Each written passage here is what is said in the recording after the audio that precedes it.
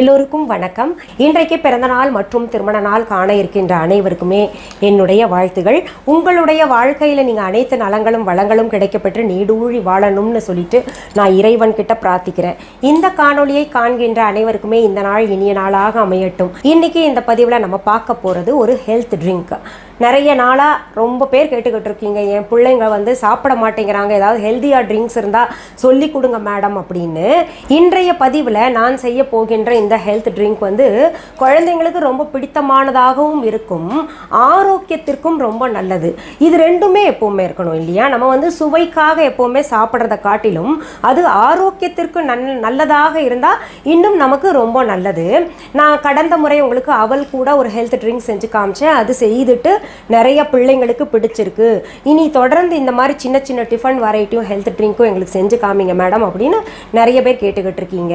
இப்போ நான் இரண்டாவது ஹெல்த் ட்ரிங்க் இன்னைக்கு செஞ்சு காமிக்க போகிறேன் உங்களுக்கு. இந்த ஹெல்த் ட்ரிங்க் பேர் பாதாம் பனானா ஸ்மூதி. இது செய்வது ரொம்ப சுலபம், ஆரோக்கியத்திற்கு ரொம்ப நல்லது. சரி, இப்போ அதன் செய்முறையும் அதற்கு தேவையான பொருள்கள் என்னென்னன்றதும் பார்த்துடலாம். ஹெல்த்தி ட்ரிங்க்ஸ் பனானா பாதாம் ஸ்மூதிக்கு தேவையான பொருள்கள் பார்க்கும்போது நமக்கு முதல்ல ஒரு 25 பருப்பு பாதாம் பருப்பு எடுத்துக்கணும். அது பாருங்கள், கிட்டத்தட்ட நமக்கு 40 கிராம் வரும், 40-42 கிராமுக்குள்ளே வரும். 25 பருப்பு இருக்குது, இதில் நான் எண்ணிட்டேன்.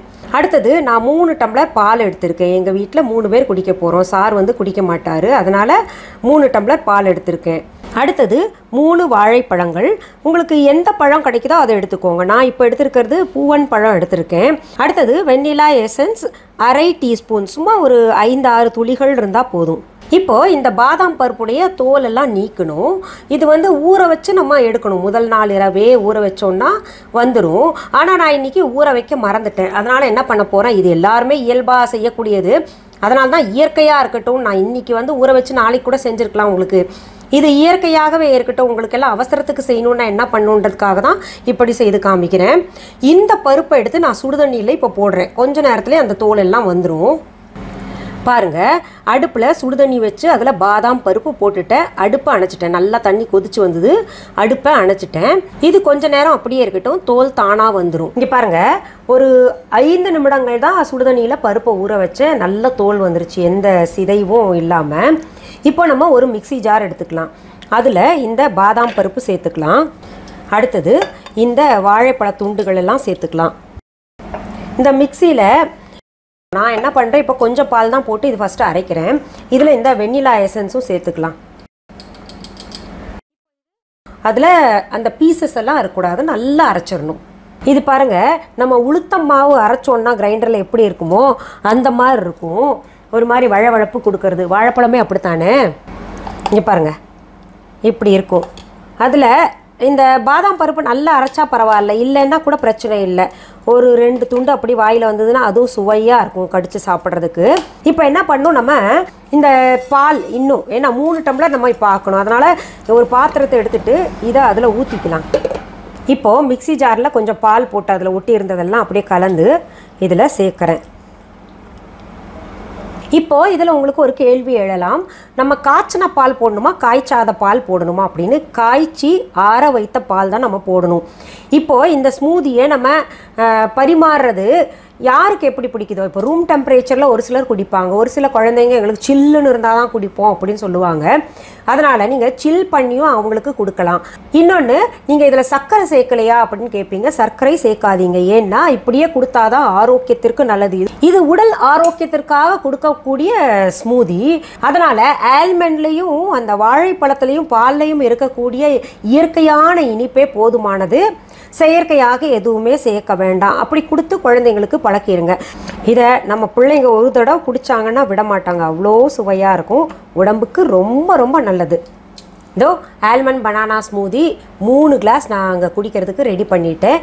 இப்போது இதில் மேகாக்கு மட்டும் நான் சில் பண்ணி அவங்களுக்கு சர்வ் பண்ண போகிறேன்.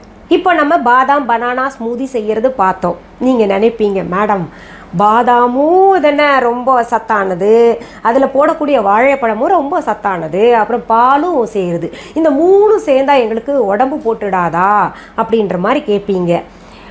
இப்போ இதுலயே நிறைய பேர் கேட்டுட்டு இருக்கீங்க, நாங்க ஒல்லியா இருக்கோம், எதை சாப்பிட்டாலும் குண்டாக மாட்டேங்கிறோம் அப்படின்ற மாதிரி கேட்குறீங்க. அப்புறம் இன்னும் சிலர் கேட்கக்கூடியது, நாங்க இந்த வயசுல இருக்கோம், வயசானவங்க, நாங்கெல்லாம் சாப்பிட்டா எங்களுக்கு ஒத்து போகுமா இந்த மாதிரி ஹெல்த்தி ட்ரிங்க் அப்படின்றது கேட்குறீங்க.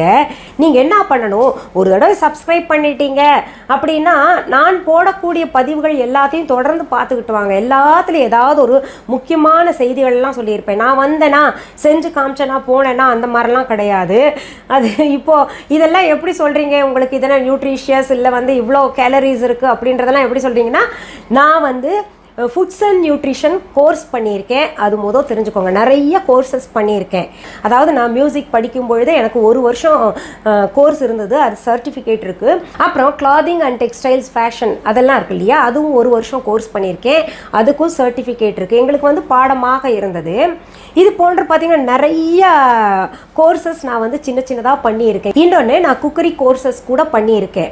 எனக்கு சின்ன வயசுலேருந்தே நல்லா சமைக்க தெரிஞ்சிருந்தா கூட சில காம்பினேஷன் சாஸஸ் எல்லாம் பண்ணுறது இல்லை இன்னும் சில விஷயங்கள் எல்லாம் இருக்குது. அதெல்லாம் வந்து நான் அந்த தெரியாத காரணத்தினால போய் கோர்ஸ் பண்ணிக்கிட்டு இதெல்லாம் கற்றுக்கிட்டேன்.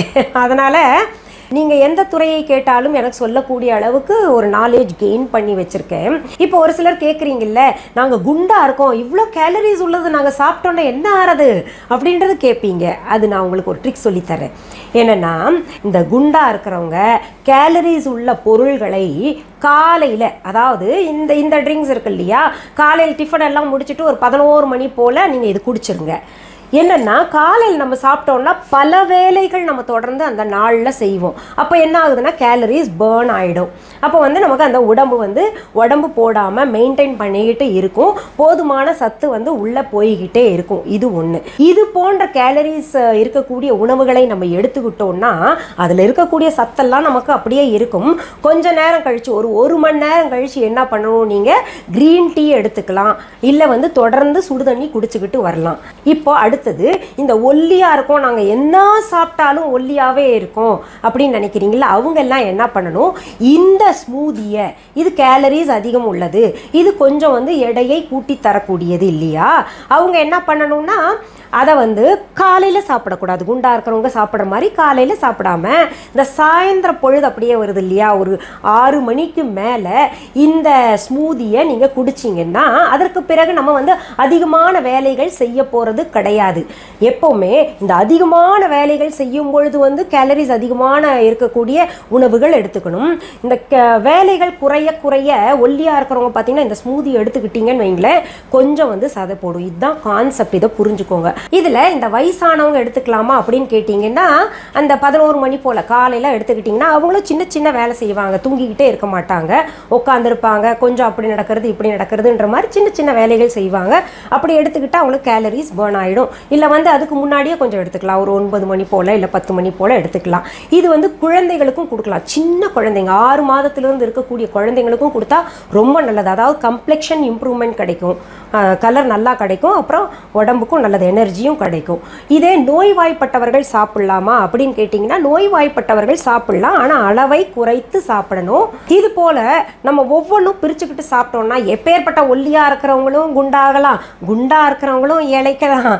இது போல் நம்ம கையில் தாங்க இருக்கணும், அந்த ட்ரிக்ஸ் மட்டும் தெரிஞ்சு வச்சுக்கணும், அவ்வளோதான். மீண்டும் அடுத்த பதிவில் உங்களை எல்லாம் சீக்கிரத்தில் சந்திக்கிறேன். அது வரைக்கும் நன்றி, வணக்கம். அன்பான வாடிக்கையாளர்களே, உங்கள் விஹா ஸ்டோரில் பூஜை பொருட்கள், சிலைகள், ராசிக்கற்கள், வாஸ்து பொருட்கள், விதைகள், பாரம்பரிய அரிசி வகைகள், சிறுதானியங்கள், ஆர்கானிக் பொருட்கள், மூலிகை எண்ணெய், மளிகை பொருட்கள், மரச்செக்கு எண்ணெய், மரப்பொருட்கள், வெள்ளி ஆபரணங்கள், கிஃப்ட் ஆர்டிகல்ஸ், காட்டன் மற்றும் பட்டு புடவைகள், காட்டன் சுடிதார்கள், பட்டு பாவாடை, குழந்தைகளுக்கான விளையாட்டு பொருட்கள், ஹை குவாலிட்டி இமிடேஷன் நகைகள், வீட்டு உபயோக பொருட்கள், ஜூட் பேக்ஸ், ஹேண்ட்மேட் சோப்ஸ், அழகு சாதன பொருட்கள், சிறுதானிய பிஸ்கெட்டுகள், ஹோம் அப்ளையன்சஸ், இன்னும் பற்பல பொருட்கள் விற்பனைக்குள்ளது. விஹா ப்ராடக்ட்களை நீங்கள் வாங்க விரும்பினால் அது எங்களுடைய viha.online வெப்சைட் மற்றும் சென்னை ராஜா அண்ணாமலைபுரத்தில் உள்ள எங்கள் விஹா ஸ்டோரில் மட்டுமே கிடைக்கும் என்பதை தெரிவித்துக் கொள்கிறோம். வேறு எந்த ஆன்லைன் வெப்சைட்களிலும் விஹா ப்ராடக்ட்கள் விற்பனைக்கு கிடையாது என்பதை நீங்கள் கவனத்தில் கொள்ள வேண்டும். எங்கள் விஹா ஸ்டோரின் விலாசத்தை கண்டறிய கூகுள் மேப்ஸில் விஹா ஸ்டோர் என்று டைப் செய்தால் வழியை கண்டறியலாம். www.viha.online வெப்சைட்டிலும் விஹா ஸ்டோரின் அட்ரஸ் உள்ளது.